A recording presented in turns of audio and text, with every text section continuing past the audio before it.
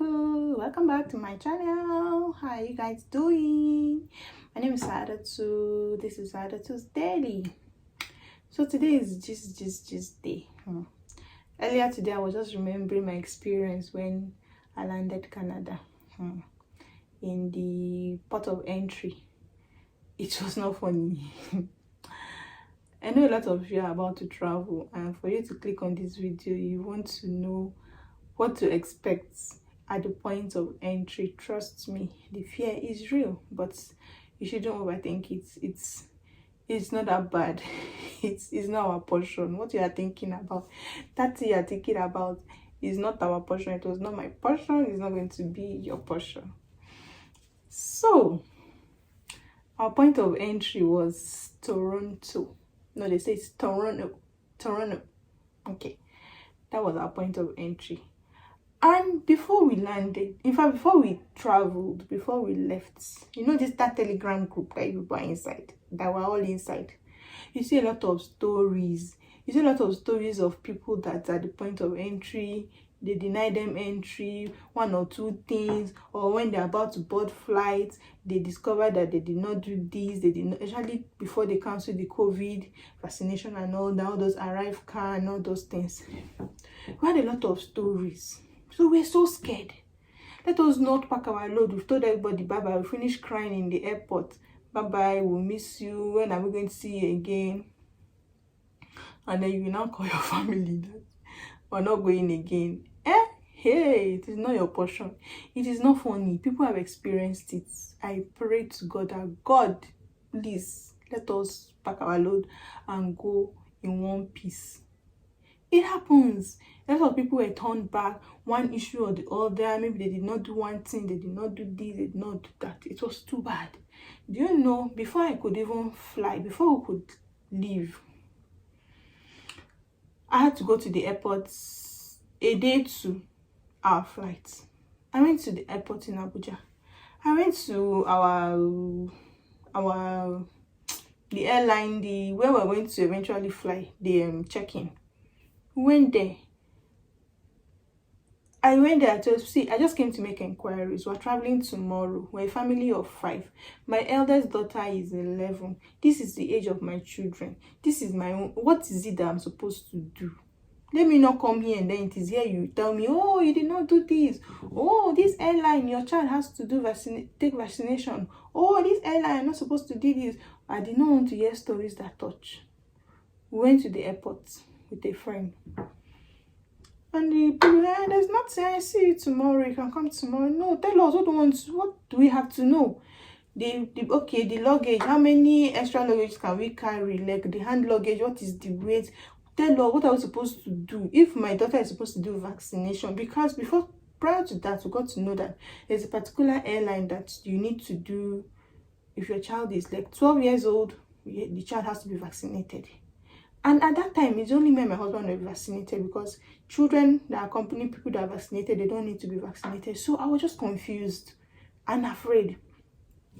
So that apprehension, that anxiety, that fear is inside your heart, but you cannot say it out because you don't want to say bad things to yourself. But it is part of the fear when you're traveling. All those bye-bye, all those, you're not 100% sure. Yes, you've prayed with everything, but inside that corner of your heart, you still feel, God, have I done everything? Let me not come and go. They'll say, oh, you did not do this. You're supposed to do that. You cannot fly today. Where would I go to? In fact, do you know, I was discussing with my husband that, what if we go to the airport, they say, you cannot fly, you cannot do, what are we going to do? He said, we're not going back to Sokoto. We're not going back to Abuja. We'll go to one state, maybe Enugu or one place that nobody knows us. We'll go there. Go and do what they say you should do. Then we'll come back and fly. So we've told our family bye-bye. We're not coming back. As in this shame. Like, I don't want to talk about it, and I hope it's not your portion. Please do due diligence, read, research, ask questions. Ask questions, very, very important. All those groups you are in, don't just be a monitoring spirit. Ask questions. That group is meant for you to ask questions. So, back to my story. Thank God, we bought our flights. No issues, nothing. When we finally landed Toronto, that's where you meet the immigration officers, they'll ask questions and all that. So around by that time when we landed, there was still this what they call arrive can, which we did online before flying. So when we landed, the first place where we're supposed to do register your entry into the country, we got there. There was a Nigerian that was in the flight with us, not an old man, an elderly man was in the flight with us, and it appears he's a citizen of Canada already, like he's not a JJC. So on the flight, we just felt okay, this guy's let me not call his tribe. So when we got there, I saw him brought out his passport. He was and I went to meet him. That guy, is this the place I was supposed to do the entry, like registration? The guy just looked at us, just told me, he did not even answer. I said, Kilo day, what happened? Anyway, shall we pass our first stage? Those people that pass through Toronto, I'm sure you understand. The first place that you reach where you can do your registration, we just passed. People stopped there to do what they're supposed to do. We just passed my family. Then we got to the other place down where we were able to do our arrival and all that. You snap yourselves and all that. Then we now got to the queue where we'll meet the immigration officer, where we'll get like our welcome, where we'll do the brief interview and all that. And the tension was now building because in that particular spot, a lot of people have been turned back to where they're coming from. So fear was just in my heart, but I couldn't even talk. So the queue is for people that are permanent residents, is for students, people that are on work permit, is for different caliber of people coming into Canada at that period. So we're all on a queue waiting. The queue was quite long with the kids. Kids were tired and all that. So the queue was moving. A lot of officers on their cubicles that were attending to us. So I didn't have a chance to like see how they treat permanent residents. Like if you're a permanent resident on the queue, I didn't really see, because when it was like 15 people to my turn, an officer came forward and just said, okay, who are permanent residents on this queue? He wanted to like shuffle the queue. So most of them in my front were students, those on work permits and all that. So it was me that my family was permanent residents, so they just moved us to the front. So we're in the front of the queue, and I didn't have a chance to like be seeing that, okay, how are they treating permanent residents? What did they ask them? What question did they ask them? Let me, you know how you do expo from somebody in your front. I did not have that chance. They just moved me front, and I was the permanent principal applicant. My other one was just lounging on. When it was my turn, they told me the officer will meet. He now asked, you're welcome, what's the number, how many of you, your family size, where's your means of identification, your copier. I brought it out, our passports and everything. So he now asked, what address am I going to use? When have I gotten an address? Of course, we've gotten a house already, so I had the address already. So I gave it to him. He entered it. I asked him what was the essence. He said it is an address has to be put for you. Like this is where they're going to reach you, where you get your PR card and all that. So I gave the address and all that. When I gave the address, he registered and he asked some few questions.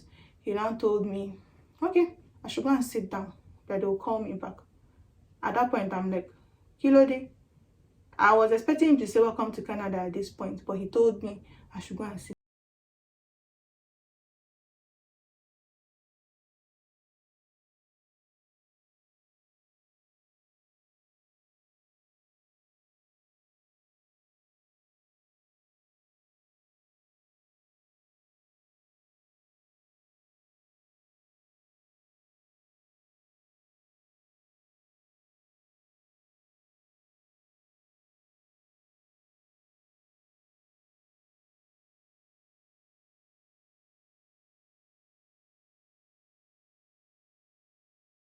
So we went to sit down, and while waiting, another family on the queue was also told to wait. So I was like, thank God it's not only us, so it's a normal something.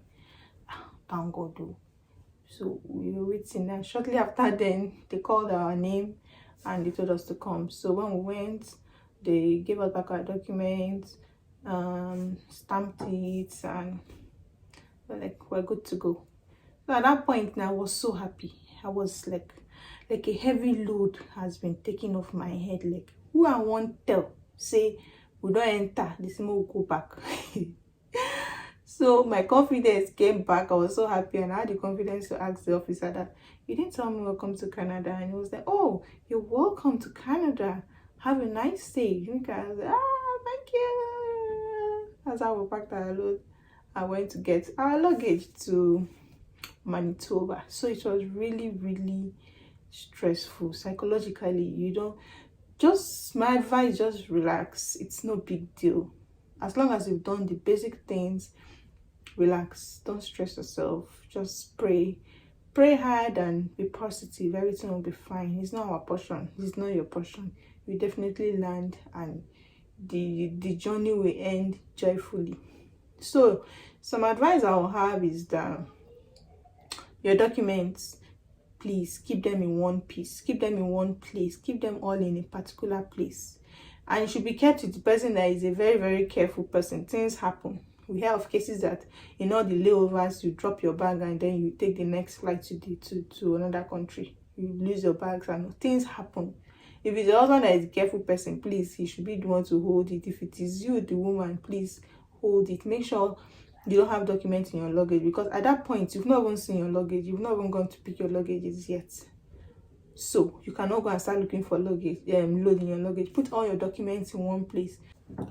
The documents are not more than your international passport for your whole family, your COPR for the whole family, then other stuff which I can't remember here, but any document that pertains this migration, or what you've been gathering, all those small everything, please put everything in one envelope. In fact, in my own case, before traveling, I already have an envelope where I put my credentials, like my documents, my office document, everything. I put everything in one envelope, so that in case my mentality is always if they say fire, the first thing I just gonna carry is that envelope. Boom, carry it. So already I have that document. So what I did is that I also carried that one in our hand luggage. Yeah, I carry that one alongside document that has to do with this migration, right from the beginning to the end. Relevant, irrelevant, everything, flights, tickets, everything. I just pack everything and put there. So please make sure all those documents are accessible to you, and relax and pray. Everything will be fine, and you'll be welcomed to Canada. It's a long dream for everybody. People have been waiting for 3 years, 4 years, 5 years. You know, recently people are just having it in months. You don't know what people have passed through to get this thing. So it will not now be at the point of entry that the village people will find you. We've left the village people in Nigeria by the grace of God. So thank you very much for watching this. I hope you caught fun, and I hope you learned 1 or 2 things from it. If you did, please share with your loved ones that are about to travel, to ease their mind and to get them more prepared. You can never be too prepared for this. Thank you, and don't forget to like this video and subscribe. Bye. See you in my next videos. Bye.